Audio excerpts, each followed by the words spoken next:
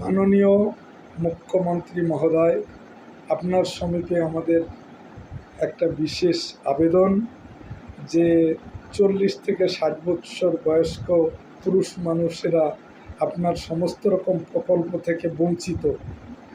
তবে এই সমস্ত মানুষের পয়সার খুবই বেশি প্রয়োজন, কারণ বয়স 40 পেরিয়ে গেলে ডাক্তারি খরচ বেড়ে যায়। 40, 45, 50 হয়ে গেল, সেখানে ছেলে মেয়ে থাকলে তাদের বিবাহ দিতে হয়, অনেক রকম আর্থিক সমস্যা তৈরি হয়। সেখানে যদি সরকার পক্ষ থেকে ন্যূনতম কিছু অনুদান পাওয়া যেত তাহলে এই মানুষগুলোর অত্যন্ত উপকার হতো। তাই বলছি যে মায়েদের কথা বিশেষভাবে ভাবছেন, কিন্তু পুরুষ ছেলেদের কথাও একটু ভাবেন, 40 থেকে 60 বছর বয়স্ক পুরুষ ছেলেদের কথা।